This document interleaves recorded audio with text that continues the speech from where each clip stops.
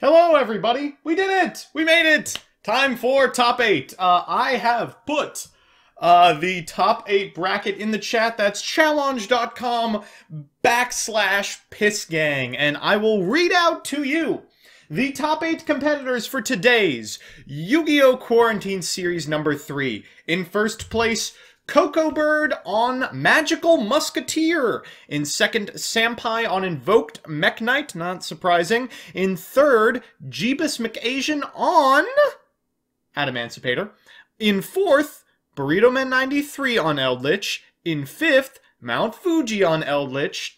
In sixth, Cyber VX on Eldritch. In seventh, Blue Boy on Eldritch. And in eighth, as the other member of our Magical Musketeer feature match, Basam Steel, who we just watched on Dragon Link. So 4 Eldritch in the top 8. What a conversion, chat.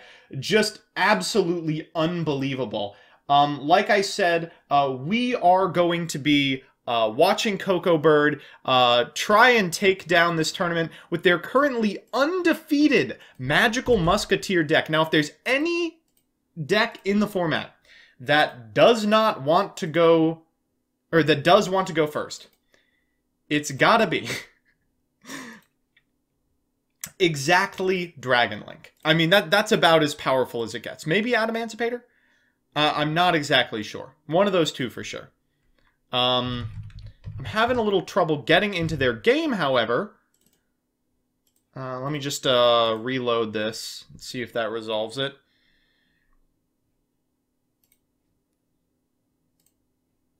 Alright, they've hosted, and they just want me to let them know when I am in their game. And we will be off to the top 8. My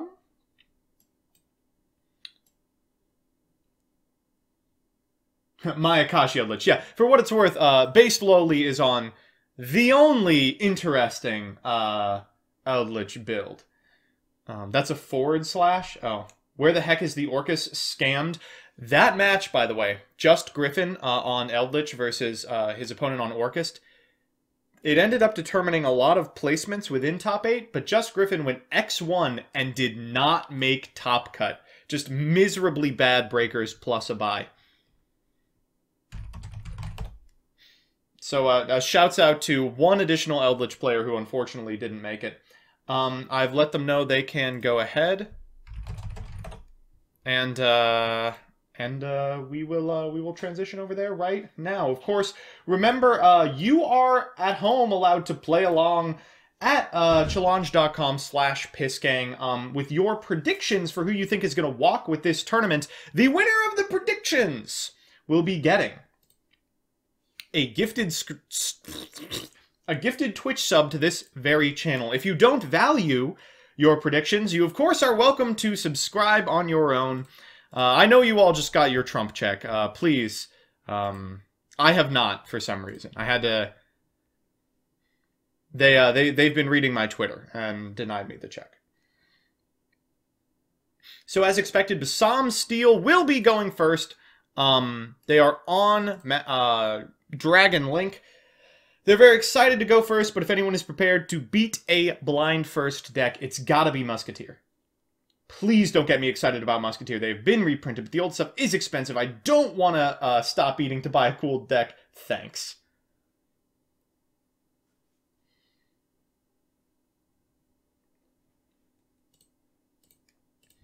Alright, so we're going to lead with a Striker Dragon. I think you have all probably seen this play before. Striker Dragon is going to get a Boot Sector launch, and that'll be able to do things later on in the combo. First, though, we are likely going to perform a couple other steps. We're going to banish that Striker Dragon for a drawn Red Eyes Darkness Metal Dragon. Hey, sometimes it is in the opener. We're going to use that to get a Rocket Tracer from our deck.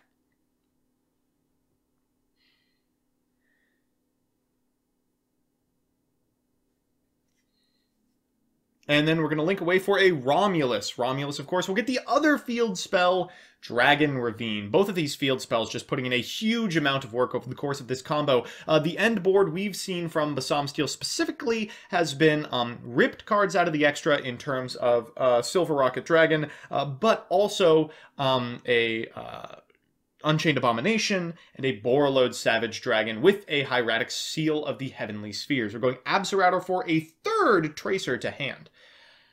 Now, I don't think the Silver Rocket's going to matter. While Coco Bird does have must-resolve extra deck monsters, likely they are on 3 copies of each of them in order to facilitate a pot of extravagance. So I don't think the game's going to be over as soon as Max exits the extra deck. Alright, last chance to get predictions in. I'm giving you 20 more seconds, and then I'm going to close it off. So in the process of making Hieratic Seal of the Heavenly Spheres, we're going to trigger the effect of White Dragon Wyverbuster to add a Black Dragon Collapse Serpent to hand. And you know what? A bunch of field spells that we've already activated the effect of are the perfect fodder for Tracer. We are now locked into Dark monsters. From the extra specifically. We can still summon other typed monsters from other locations.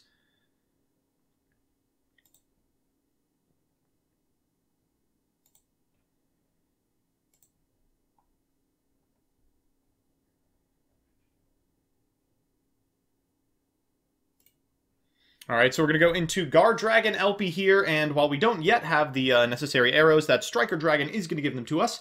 With both the Striker Dragon and the Hieratic Seal of the Heavenly Spheres pointing to this, we'll special one from the deck, which will be met with Ash Blossom. This is usually a really big choke point for the deck, but it's because it hasn't yet gotten access to the Red Eyes Darkness Metal Dragon. Here, not so much. The Darkness Metal Dragon is already in the graveyard. So as a result, we'll be able to bring back the Darkness Metal Dragon with a Pisty later in the combo. Thank you for the subscription, Gabkey. And, Piss Gang fanny packs coming down. That is not true. Please no.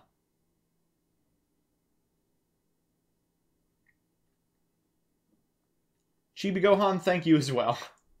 I predict Dragon Link to win this duel. Oh, it's easy to say that now. It's easy to say that now while Dragon Link is setting up. You haven't seen Musketeer. They only have to resolve the one effect. Alright, predictions are closed. We've got 17 of them in. Alright, so one of you's got to get it right. Matches are also open for voting. I don't know if that does anything. Alright, so Dillingerous Dragon has made it to the field. Dillingerous Dragon, of course, kind of a problem. And next up is going to be Quad Boral Dragon. This allows you to destroy a card you control. Now going for the Dillingerous instead of usually the Triple Burst, which is where they like to end. In order to summon up to 2 rockets from the graveyard. And of course, because a rocket's been summoned, that Dillingerous that was just sent can probably be summoned as well. Let me check. While this card is in your graveyard, wow, it does work like that. Fun. Alright, from here usually we see the Hakaishin. And what do you know, we have a 4 and a 4. At the same time, we can also make the one, the only Boral Sword Savage Dragon. So here is Unchained Abomination. Here is Boral Sword Savage Dragon, and it did take the entire hand as he had to play through a pretty critical Ash Blossom, but we have ended on a board that is extremely formidable. At end step, we will activate the effect of Unchained Abomination, ripping a card out of our opponent's extra deck with this copy of Silver Rocket Dragon. So a powerfully formidable setup from Dragon Link. But again, if there's any deck capable of ruining this setup, it is Magical Musketeer. You can see there's some Mekk-Knight stuff in here. There's a Boral Sword Dragon and some Nightmares at 1. But like we expected, 3 copies of Magical Musketeer Max. And unfortunately, Silver Rocket Dragon only gets 1 of them. So I think I would rather take something like Lib the World Blade Keymaster in order to potentially prevent my opponent from going into utility plays rather than their bread and butter ones.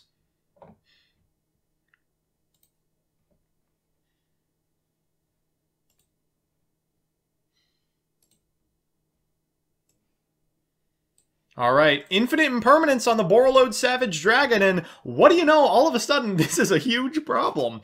That's the only negate on the side of Coco Bird's field. Now, the Hakaishin can destroy a card, because, of course, the Rocket Tracer is a quick effect. Doing that before main phase 1 telegraphs exactly this pot of extravagance at a time that the Borreload Savage cannot negate it. Wow! Alright, let's see if it can do it. So you're going to have to get through a bounce and a destruction. I think that's pretty possible. Setting in this column, I bet we're going to see a Mekk-Knight. Yep, there is Indigo Eclipse. Wow, that's a great one. If we can summon another monster for free, maybe like a purple or something, we can just proceed to battle phase and threaten to attack. It looks like we're going to activate the Tracer here, destroying the Dragoonity Knight Romulus. Of course, the Borreload Savage Dragon doesn't necessarily need to be equipped with a monster in order to continue to negate. Remember, the tokens are on it, not on its target. It just decreases the attack. Because the card's been destroyed, we can now Unchained Abomination hitting that set card, and that might be bad, or it might be World Legacy Secret, something that wasn't going to be activated anyway. So the last thing we have to worry about is the Hieratic Seal of the Heavenly Spheres. If there's a Magical Musketeer in hand as the last card, I mean, that might be the end of the game. Ash Blossom. Ash Blossom is the last card. Well, okay. No Magical Musketeers here.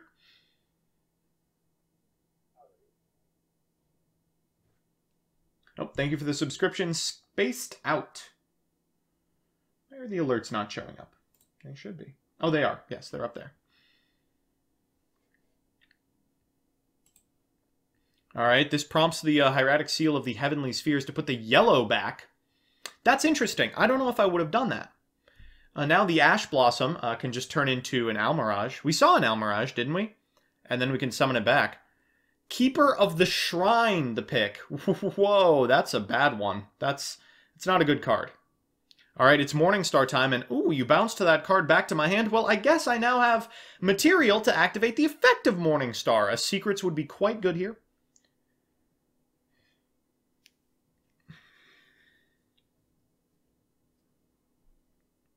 Ooh, that's a sweet one. Not going for a secrets, rather going for a Mekk-Knight memory.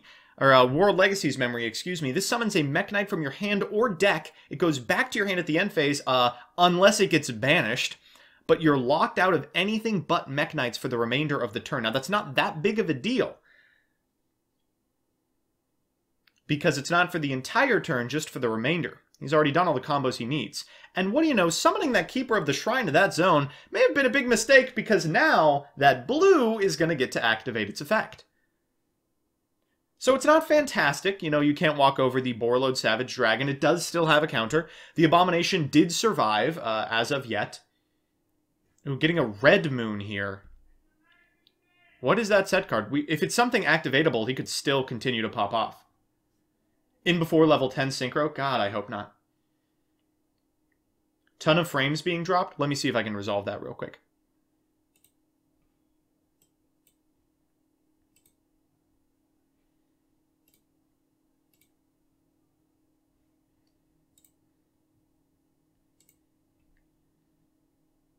There we go. Should be better now. Alright, we have made Mekk-Knight Red Moon. Those two monsters are going to facilitate it. Now we can use Red Moon to destroy one of the monsters. Again, really, really good, but unfortunately doesn't out the two problem monsters on the Dragon Link player's side of the board. You know, despite this, this is pretty strong. Ooh, this might be the wrong order. So sending Keeper of the Shrine to the graveyard early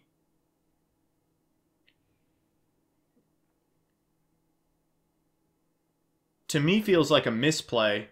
It'll be able to be brought back. Alright, going to main phase 2 here. Oh, not triggering it for what it's worth. And that's just going to be it from Cocoa Bird. At end step, Unchained Abomination going to pop that extra pot of extravagance, and oof. So much that Cocoa Bird was able to do, but it wasn't enough, I don't think. I mean, all we have to do is destroy something here, and then the Abomination will clear the remainder of the board, and they'll be able to get in for way over lethal. Alright, we're going to tag out that Striker Dragon for a Recharger. And then Keeper of the Dragon Shrine will trigger. Keeper is such a weird inclusion in this deck, but it's really paying off. Unchained Abomination destroying this Mekk-Knight Red Moon, and Recharger triggering as well. Oh man, I mean, this has got to be the end of the game. I don't even know what you could draw that would get you out of this. It'd have to be one card that simultaneously prompts the Borreload Savage Dragon and allows you to plus. Purple's coming back, which is something at the very least. But you might just be dead before it gets a chance to. It says Musketeer, but all I see is Mekk-Knights. Yeah, you gotta play what you gotta play. I think Cocoa Bird is similarly upset that he didn't have access to a Musketeer. Going into Beat Cop, then Boot Sector launching back a rocket here. We're going to Tracer the Boot Sector launch, never mind. And get back a Nesta Rocket Dragon, or Magna Rocket Dragon, not like it matters. They're all pretty much the exact same card. And, yep, this deck is playing Boral Sword, so that will be the end of the game. Well, we saw all but 2 cards in Basam Steel's extra deck. That's tight. So, time for game 2. I don't know what Basam Steel will be boarding into. Probably really powerful, like, cards that accentuate going first boards, stuff like Anti-Spell Fragrance, stuff like Imperial Order. Specifically cards that will prevent Cocoa Bird from getting columns going. Maybe something like Cosmic Cyclone, Twin Twister, etc. If you're on Cocoa Bird's side, you understand what your opponent is up to. You want to be moving to cards that out their specific board state. And you know what is actually fantastic against this version of Dragon Link in particular is Raw Sphere Mode. Your opponent ends on, what? Heavenly Spheres, Unchained Abomination, Borreload Savage Dragon, and nothing else. Tribute those 3 and the game is likely over. You're on Mekk-Knight, so you don't necessarily need your normal summon. It could happen. Whoa, and Sampai cleaning house. A 2-0 victory in Top Cut, eliminating one of the remaining Eldritch players. The first of our top 4 has been locked in. Please do not let this individual win another event. I can't do another coin flip. TMT. Whoa, and Basam Steel electing to go first. Oof. I mean, Musket has a hard enough time going first, but Mekk-Knight really accentuates that problem. Without any capable normal summons, he's just going to set 2 and pass and say, I would prefer to have something like a Solemn Judgment to you setting up blind.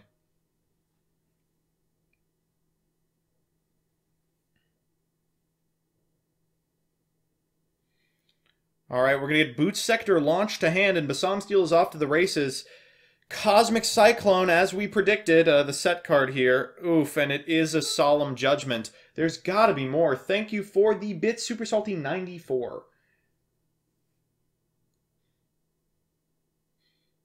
Alright, Boot Sector launch getting a Recharger out of hand. Oh! And a Rocket Tracer out of hand as well. He can side into 15 Crawlers and go second, though? Yeah, well, good luck to them. Whoa, and Cyber VX, the Lesser Leonard, skates into top 4 over Jeebus McAsian on Adamancipator. Wow, so at least one Eldritch in top 4, it looks like. And the Adamancipator player has been eliminated. Says in the retrospective, I threw the match. Oh, dang. That's rough. I won't let Sampai win. Thanks, Burrito Man. I knew I could count on you. Hey, wait, your match is still going. Pay attention to that. So we're going to go into Red Eyes Darkness Metal Dragon here on the side of Basam Steel, and no interruption for the Red Eyes Darkness Metal Dragon makes me think the game is all the way over already. On my way out the event. Yup. Alright, so Tracer is going to go ahead and pop that Striker Dragon, I believe. Here comes Recharger. I missed this sequence, but it's some combination of Tracer, Striker, and Recharger's effect.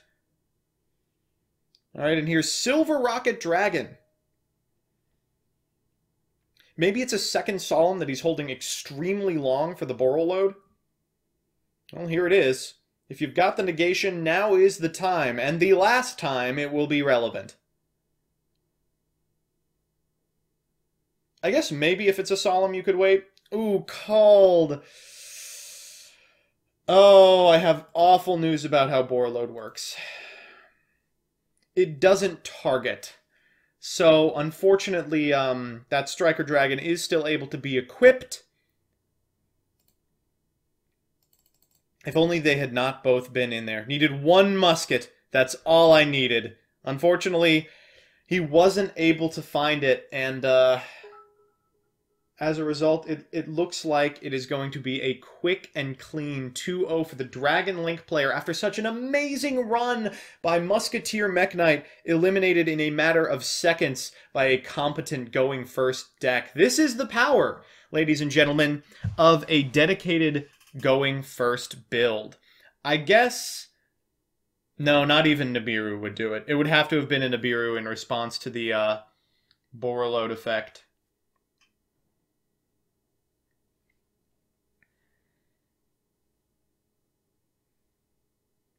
Well, so that is a top 4 finish for Dragon Link, and 0 top 4 finishes for Adamantipator. Maybe I'm eating my words about which is the more competent combo deck. This one certainly looked formidable. Even though it ended on significantly fewer interruptions, they interacted in a way that almost seemed better. Attacking with LP, no respect at all.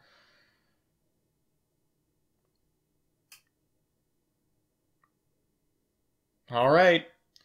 Well, that is going to be the end of that match and our third game of our 4 top 1s. The final match is Burrito Man 93 versus Based Lowly. It is an Eldritch Mirror. So, realistically, we might be here for a fair amount of time. I'm going to go ahead and peek into what they are up to right now. And we will see if it is worth tuning in.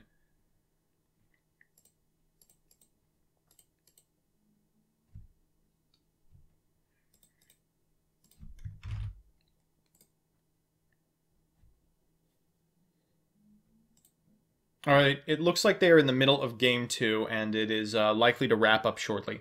So I will, for probably the last time today, send you over to the non-copyright stream. Folks, enjoy it while it lasts.